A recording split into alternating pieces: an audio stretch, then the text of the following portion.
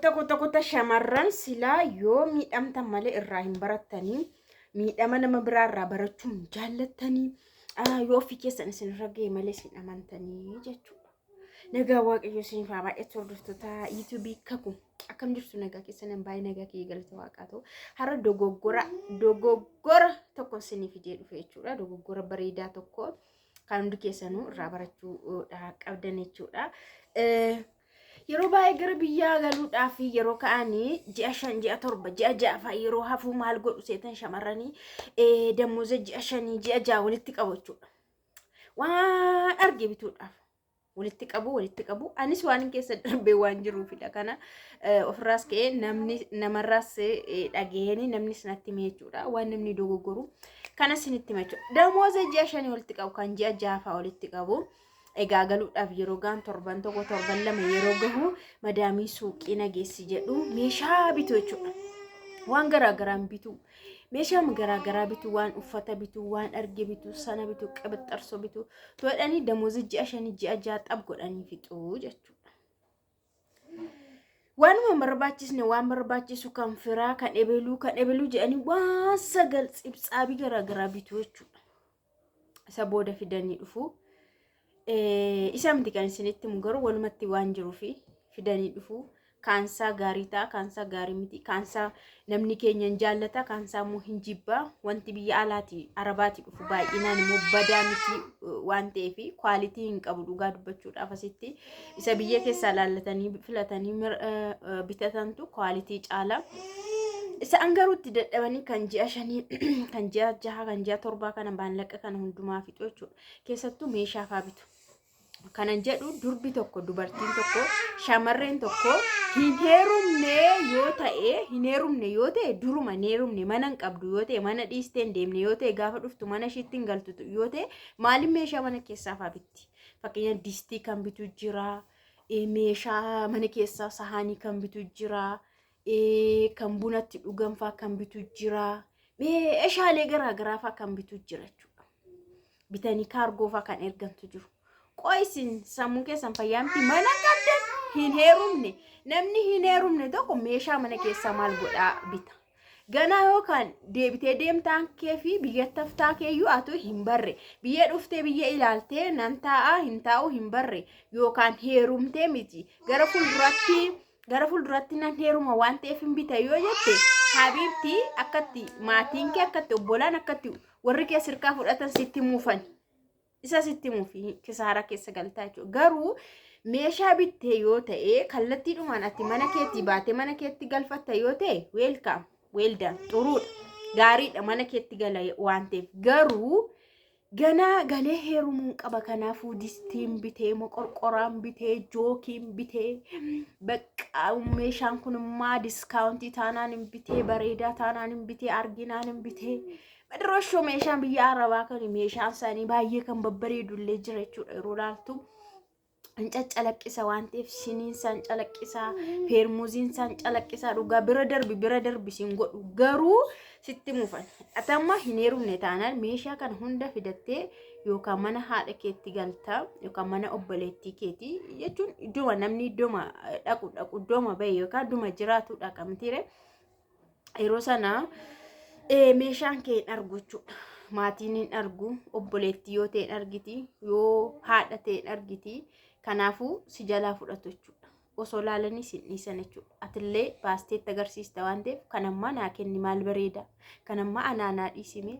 Kanam obboleettii taanaan immoo obboleettii heerumte taanaan immoo si qolqoleessite jechuudha. Qolqol si gootee hin urguufte jechuudha. Shaantaa kee sirriitti fudhatti. Maaliif obboleettiin kee si dhiistu jechuudha. Kanaaf ati garuu kana hundumaa yoo heerume mana kootiif jettee kan fiddee dhufte hunduma isaa hin kassarta. Kanaafuu meeshaan amma fakkeenyaaf jechuudha yeroon isa duraa tokko dhufee deebi'ee jechuudha. Madaamii faana akkuma carraa yeroo baay'ee suppermaarkeettii deemna jechuudha. Isheen mana qabdi mana isheetti bitatti. Anoo maaliif hin bita? Ani maaliif hin bite innas jechuudha.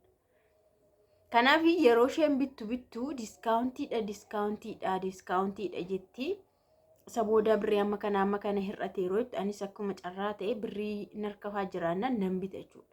Meeshaa garaagaraa biteera dhugaa waaqayyoo sana jechuudha. Feermuuzii faa biteera, kallaaxaa faa biteera. Baay'een bite garuu ani fideen dhufee kaa'een deemee ani mana siin qabu neerumna sii maatiidha. Maatii biratti immoo meeshaa kee hundumaa lafa naqxee deemta waan mafuutee deebite hin qabdu.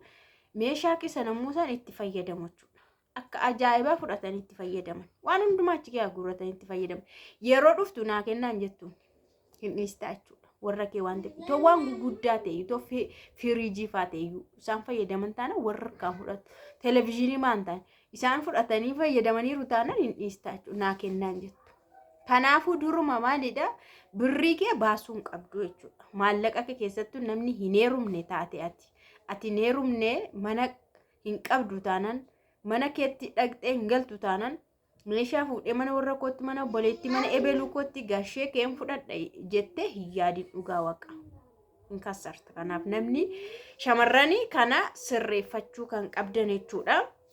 Nama waan akkasii mudateetu jiru jechuudha. Meeshaa akkanaa baay'ee meeshaa mana keessaa bitee kaa'ee deemee yeroo dhufu obbolaa jalaa gurrate jechuudha. Mana haadhaatti kan kaa'ame haadha bira shaanxaan shi hundu meeshaan shi kaa'ame garuu obboloonni shi kan heeruman jiru yeroo hin dhufu yeroo haadha bira dhufu waan ta'eef hin ilaalu jechuudha. Bananiillee ilaalu maalillee ilaalu maalitti gooti isheenoon heerumne kana fa'aa uyii ani kana rakkadheera kana maal taatoon fudhe haati gaasheen haadha isaan kanaafis hin maal jetti laafti mitiire cal jetti haati akkanatti meeshaa ishii hundaa jalaa guurratanii jalaa fixan. Yeroo dhuftu maal gooti hin loltu nunoo rakkannaan fudhanne nutti bareennaan fudhanne ishee kan amma baay'ee nama rarraan fudhadhe maalatoo siibinnaati yeroo heerumtumaa waan barbaadde akkasa jedhaniitu ishee shawwadanii meeshaa ishee hunda jalaa guurratanii jechuudha.